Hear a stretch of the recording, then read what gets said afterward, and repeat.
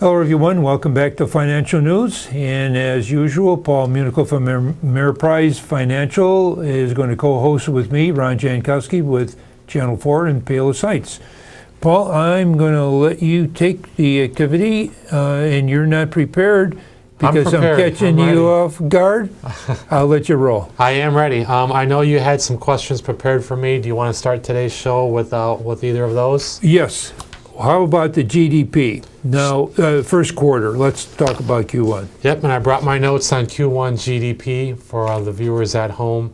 Q1 GDP estimates have jumped considerably, which is good, but it's not as good as it seems. So let me build off that. This was last Friday. The Commerce Department released its first estimate of Q1 real GDP, and estimates for the period increased dramatically since the year began. But many estimates started the period close to zero, which for a time the Fed feared recessionary causes because of that. But currently, most forecasts stand in the mid 2% range with a Bloomberg consensus of 2.3%. Ameriprise's estimate for the period started at 1.1 and is currently 2.4. Not all of the factors driving estimates higher, however, have necessarily been positive. So one of the most significant factors in the upward revisions has been a further expansion of business inventories.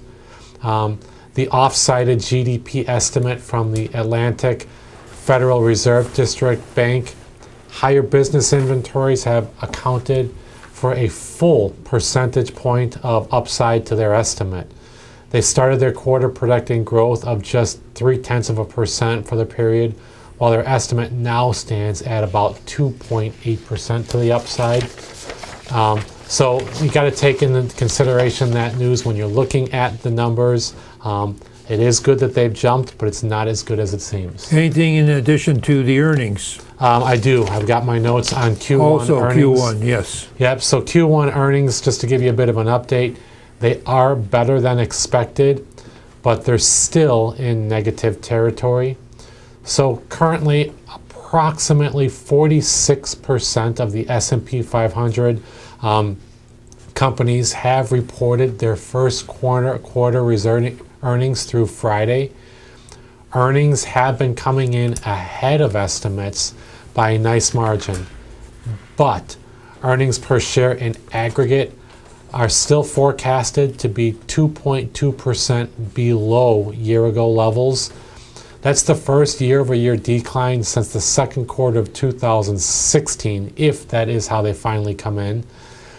Sales are also beating estimates, but by a margin that is below the 5-year average. That's according to FactSet. This week, another 164 S&P 500 companies are on the docket, 5 of which are also members of the Dow Jones Industrial Average. So we could see some moves, either positive or negative, in the S&P and the Dow based off that news. And as we do look ahead, S&P 500 estimates for Q2 are expected to be flat year over year. However, given the recent resurgence of commodity prices and slowly rising optimism for a trade deal between us and China, we could see estimates rise somewhat over time. During any given earnings season, estimates for the next quarter typically decline as management looks to, quote, lower the bar for that next quarter. I hope that's off. I hope that is wrong. It's inaccurate. I'm looking for a better second quarter. We'll see. Well, yeah. The markets, which you'll tell the viewers soon, have been off to a good start this year, and everyone probably wants that to continue. Right. If we can get earnings to keep growing and sales coming in positively, that could be enough to keep the rally going. Well, we'll find out this week with all what you had mentioned. There will be a lot of reports. Companies. That's a lot of companies. Wow, that's just going to tell us the story. That's for sure. Well, why don't you give the viewers an update on how the markets are doing year to date? Year to date, and these are approximate numbers. S&P 500 is plus 18%, Dow up plus 14%, And NASDAQ up plus And 23%. those are really strong numbers. Very strong, and that's why I'm hoping that maybe this is going to carry over into the next quarter. Yeah, and the one thing that does offset those numbers slightly is keep in mind anyone that's been investing, December last year was a horrible month to the downside.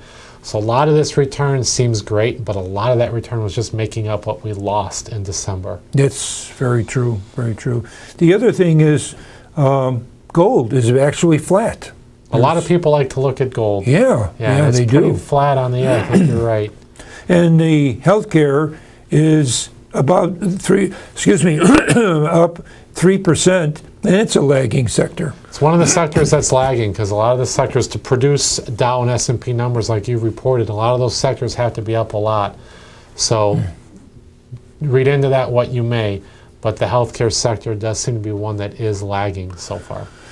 Paul, I'm looking forward to next week's activity. Should be interesting, Yep. and it's hopefully going to change some estimates for Q2.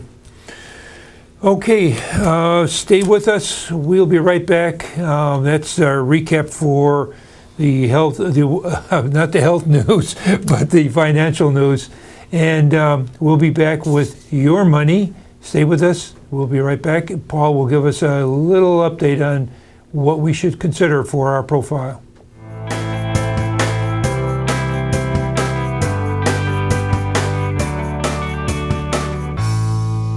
Welcome back to Your Money, and we're going to be talking to Paul, and I have a little piece that I would like to share with you if you're sharing financial wisdom with your kids. Parents often try to impart their values about money to help their children establish a strong financial foundation. If you are a parent, talking to your kids about money can help them learn how to be financially responsible, self-supporting adults. To get the discussion flowing, consider using these conversation starters depending on your child's age. Paul, I'm going to let you take it from there. Thanks, Ron. The first step is begin with the basics, even for your preschooler.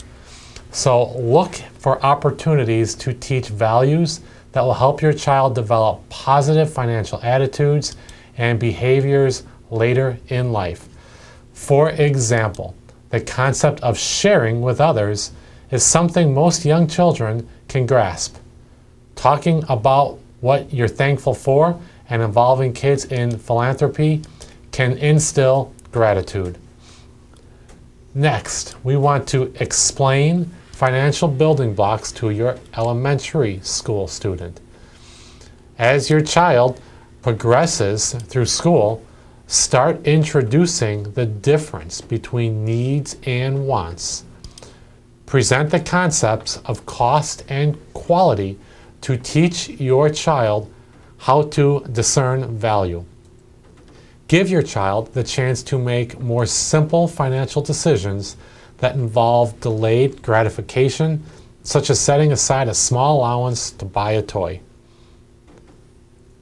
Moving on, next is understand that your middle schooler may be watching more than listening. Kids tend to be peer-orientated in their preteen years and may be less receptive to parental advice. Keep talk short, but don't abandon the mission. Remember that your actions speak volumes about your values. So for example, if your child hears you continually talking about buying a new car purchase or sees you frequently shopping, he or she may pick up similar behaviors towards material goods. Consider involving your child in donations or charitable work you are passionate about, or encourage him or her to support a cause of their own. Next point we want to make is to encourage your now high school student to think about the future. Now is the time to discuss college costs and encourage savings for college expenses. Talk to your child about what you plan to contribute and what portion you expect them to pay. Discuss whether student loans will play a role and their potential impact down the road. Conversations about college and majors can include frank discussions about the job market and future potential income. Discuss day-to-day financial responsibilities as well as how to maintain a checking account and debit card and how to protect accounts from fraud. Next point I want to make is that now we're on to college, so help your college student prepare for independence. Counsel your child about the importance of living within their means and establishing and maintaining a good credit record. Explain how to use a credit card appropriately and how to avoid fees and other credit troubles. As graduation nears, discuss your expectations for your child's transition from a student to working adult. Offer yourself as a resource for guidance on how to seek fulfilling work, negotiate a good salary, and navigate the world of employee benefits. And last, we want to inspire your college graduate to embrace adulthood. Once your child becomes financially independent, be thoughtful about how you approach money topics. Let your newly employed college graduate know you are willing to offer support and guidance, yet steer clear of making decisions for him or her. Allow your child space to decide their financial goals.